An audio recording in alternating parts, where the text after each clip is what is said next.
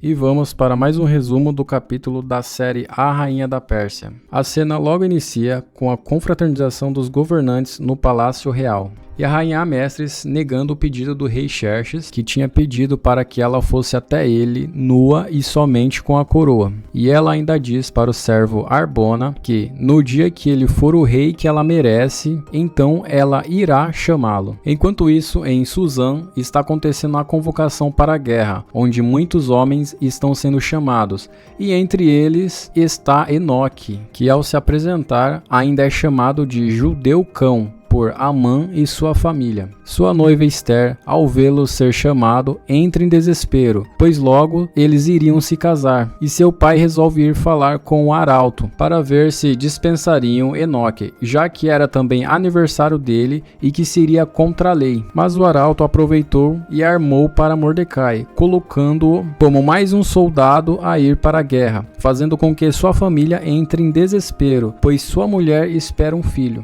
Ainda no palácio, Neemias é apresentado ao rei como futuro servo. Mas logo Arbona aparece com o recado da rainha, que não iria atender o seu pedido, pois estava em um jantar com as princesas. Jantar esse que o rei não estava sabendo. Xerxes fica furioso e diz que ele é o rei, e tudo deve acontecer sob seu domínio. O rei, ainda irado, pergunta ao seu conselheiro, Menocã, o que ele deve fazer. Menocã então fala que teria que ser uma medida drástica, já que as princesas poderiam seguir o exemplo da Amestris e começarem a ridicularizarem os outros príncipes. Menocã sugere que o rei estabeleça um decreto irrevogável, fazendo com que a rainha Amestris nunca mais possa estar na presença do rei. Xerxes fica um pouco contrariado, pois ele ainda a ama, mas Menocã diz que ele deve arrumar uma rainha que seja melhor do que Amestris e que possa honrá-lo. Então o rei dá ordem para que seu conselheiro faça o decreto e ainda acrescenta que todo homem seja soberano em sua casa.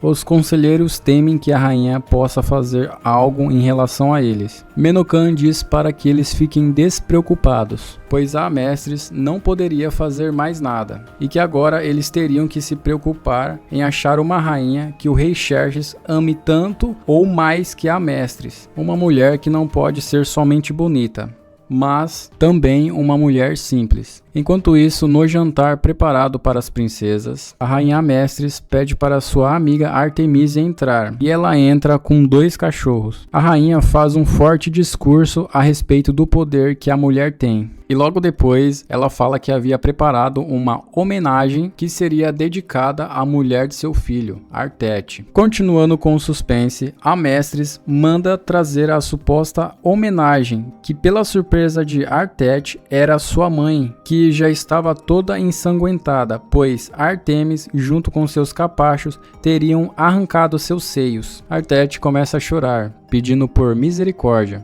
Mas a rainha não dá a mínima, falando que qualquer mulher que tenta roubar o homem de outra merece ser punida. E agora ela iria pensar 2 vezes antes de fazer isso. A rainha vai perto do ouvido da mãe de Artete e fala: "Eu sei que você não teve nada com ele, mas era você ou ela." E mesmo a mãe de Artete, toda ensanguentada e sem os seios, a rainha manda os soldados arrancarem as orelhas, o nariz e ainda a língua. Artete não aguenta ver a mãe sendo mutilada e desmaia. Ao anoitecer no palácio, a rainha Amestris conversa com sua amiga Artemisia, falando que tem prazer em maltratar o rei. Artemisia tenta defendê-lo, dizendo que tem pena de Xerxes e que o rei a ama muito. A rainha diz que não acredita e que o rei só ama a si mesmo. Logo, o rei Xerxes aparece e manda que Artemisia os deixe a sós. O rei, ainda com raiva, fala que essa seria a última vez que ela o desrespeitaria. Amestris pergunta se era por causa de sua suposta amante, mas parece que Xerxes ainda não sabe da atrocidade que ela fez. O rei continua dizendo que ele foi humilhado na frente dos governantes,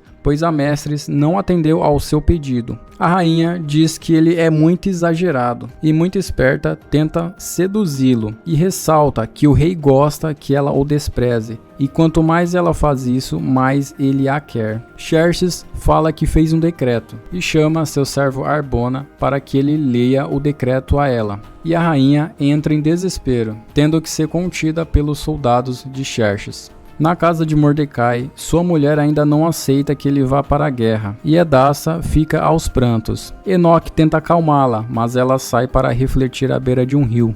Hadassah começa a se lembrar de quando era criança, quando Mordecai a salvou após alguns homens invadirem sua casa. E ela começa a questionar a Deus do porquê está acontecendo tudo isso com ela. Nesse momento, seu noivo Enoque aparece e eles começam a conversar. Hadassah pede para que ele não vá à guerra, pois ela não sabe o que será da vida se ele e Mordecai morrerem.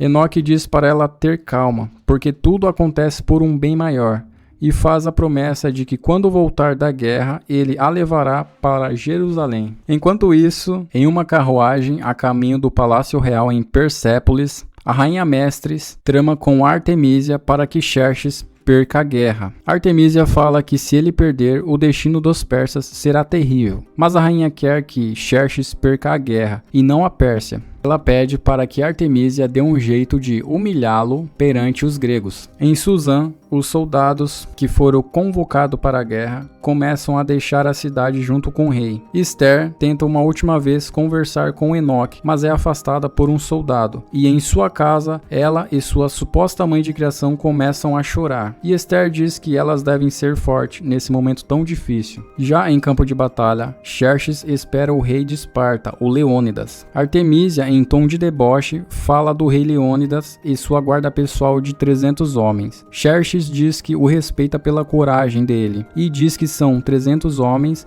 mas que parecem 300.000, e pede para que Artemísia se encarregue dos atenienses. Xerxes fica à espera de Leônidas e manda 2 de seus homens entregarem um recado ao rei de Esparta, para que eles e seus 300 entregassem suas armas. O pedido é negado e Leônidas pede para ele, Xerxes, que venha pegar as armas deles pessoalmente. Durante a noite, Enoque e Mardoqueu conversam no acampamento, e Enoque se mostra confiante após um superior aparecer para dar instruções, e ele pergunta a Enoque se ele sabe usar a espada. Enoque diz que sim. Ao perguntar se Mardoqueu saberia como manejar a espada, ele responde que não, mas que iria se virar. Então o superior pede para que ele fique cuidando dos feridos. Mardoqueu fica preocupado com Enoque. No entanto, Enoque diz que Deus está no controle de tudo e que se ele morrer, ele morre em paz. E o capítulo termina com Esther conversando com Deus, e ela diz que desiste de fazer as coisas do jeito dela. Então ela pede que seja feito à vontade de Deus. Agora, qual é a sua opinião a respeito da rainha Mestres? O que você achou do rei ter feito aquele decreto? Será que Esther vai ter a chance de se casar com Enoque? Me diz aqui nos comentários qual foi a cena que você mais gostou. E não esqueça de se inscrever nesse canal, ativar o sininho e deixar o seu like. Um beijo e um abraço.